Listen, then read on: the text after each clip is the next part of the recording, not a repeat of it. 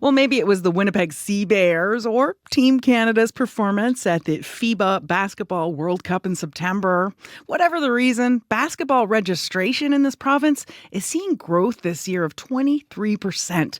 The numbers come from Basketball Manitoba. And to learn more, we've reached Adam Wedlake, Executive Director of Basketball Manitoba. Good morning, Adam. Hey, Emily, how you doing? Great. So what was your initial reaction to those numbers? Well, it was surprising, to be honest. We would usually see 5% in a good year, and obviously the last couple of years, a few years ago with the pandemic, the numbers were flatlined and even declining, of course, with everything we went through.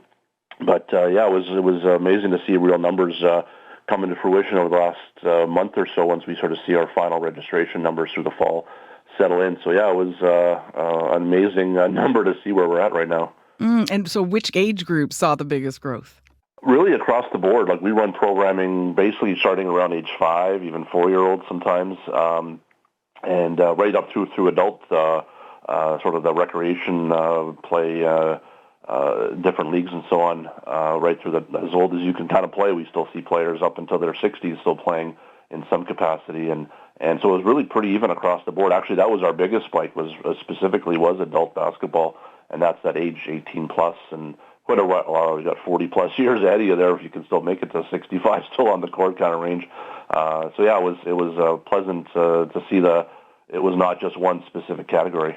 So much fun, especially for the older players. What do you think helped drove up the numbers? Well, like you said in your intro there, this Winnipeg Sea Bears presence, I think, would carry the biggest lone reason.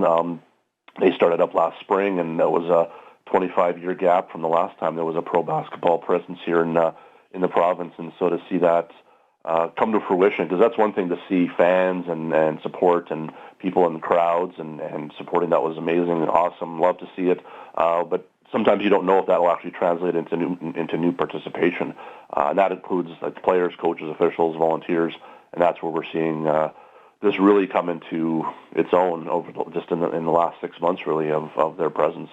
And then how about the national team? Do you think that played a role too? That's a big part. It was perfect timing because it was right in the midst of when we were getting going for the fall. It was late summer, early fall, and the fact that the men's national team finished third in the world, which has never happened before, shone the spotlight on our sport a little heavier than it would have been. And then the team that they now qualified for the Paris Olympics this coming summer, which is even a bigger stage and spotlight that'll draw.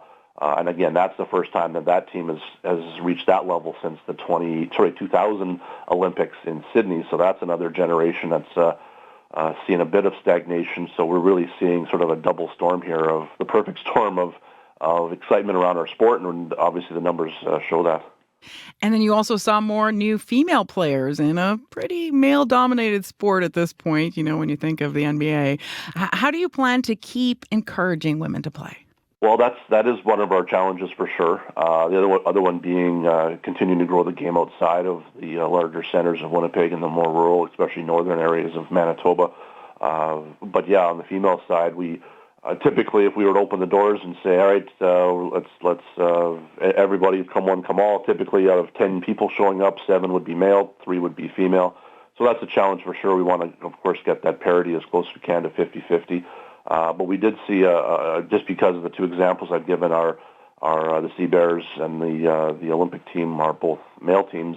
That was definitely not exclusive to just male growth. So we've seen actually a bit more parity of a 60-40 split of the new growth, which was good to see, great to see. And but to keep them going and active, that's the challenge, and not just on the female side, but on the male side. It's like a store.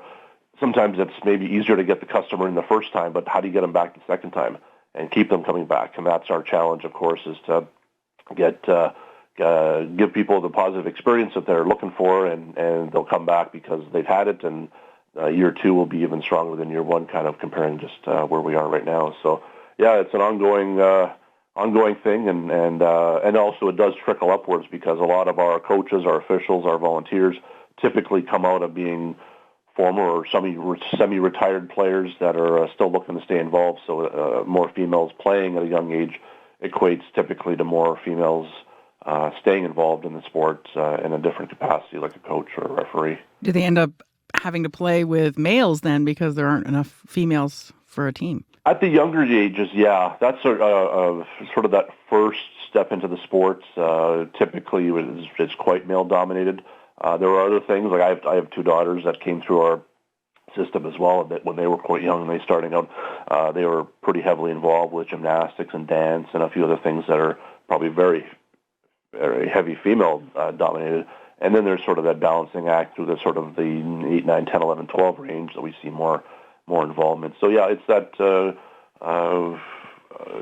getting any young girl to want to start playing some basketball, and these good stories, like feel good stories like this that are either local or around the world. The women's national team for basketball has been very dominant internationally for a number of years now too. So that never hurts too, to have good people doing good things. Mm-hmm. And so, how does Basketball Manitoba plan on continuing growing the sport in general? In general, it's sort of success breeds success often, and using these good feel-good stories, staying the success of the Winnipeg Sea Bears. They're heading into year 2. Is their success is our sports success, and they know that. We know that. They've been amazing to work with right from before the team was even announced in the very early stages, and they came out of the gates very community-oriented, and as they continue to today. So it's working with them and continuing to just use our sports to help address some of the challenges of society, of keeping kids healthy, active, in school, in positive groups, doing things that will, in the long term, help society out. So using our sport as a positive stroke to keep people on the positive side of life, doing things. Yeah, well, and earlier you touched on wanting to get more rural and northern communities involved. What areas of Manitoba still need help, getting some momentum on basketball? Yeah, the further remote you get, the challenge, it's definitely not just a basketball or just in other sports have the same challenge of just getting it into very remote communities, and then sometimes the cost and the travel and just the geographic barriers that are there sometimes. And but by bringing a sport, basketball is very widely participated in, very popular among wide ranges of different backgrounds and ages and so on. But it is that challenge of getting it into the communities that have quite a challenge of just getting anything active at times. And sometimes you need that community champion, is what we would call them, a person who would take on things and then make things happen. We can provide as many supports and resources and sort of startup initiatives as we can, but you need that long-term person who's going to be there to sustain it, and that's the challenge that happens. Sometimes that person's there for a short period, and then they leave themselves, and we're sort of back to square one. But that's part of why we're here to do things like this. So calling those community champions, winter's coming, it's a good indoor sport. But before we let you go, the name Wedlake is well known in Winnipeg basketball circles. Your dad, Bill, and Uncle Ross coached for decades. Bill at the UW, Ross at the high school level. What do they think of this new surge in interest in basketball? Well, they love talking. My uncle Ross, he's actually board of directors. He's been our president up until just this last year. He stepped aside into a different role with us as a volunteer. But yeah, that's in our blood, and we love to see. Definitely dominates our dinner tables and whatnot to talk about the game and the intricacies of all this. And a lot of times we get mired down in the challenges and not sort of step back and look at the success like that. That's right at this moment here, to sort of see a step back and say this is good things are happening, and they love to see it as well. They've been around the game since their infancy, so it's definitely a sport that's heavily rooted in our family. So yeah, love talking with our family about all this. What a great moment. And right before Christmas, maybe you're even hanging up little basketball ornaments. I don't know. Thank you so much for joining us this morning, Adam. Sure. Thanks, Emily. Always happy to talk. Adam Wedlake is Executive Director of Basketball Manitoba. Thank you for watching the CBC Manitoba YouTube channel. Don't forget to like and subscribe. For the latest breaking news and top stories, download the CBC News app.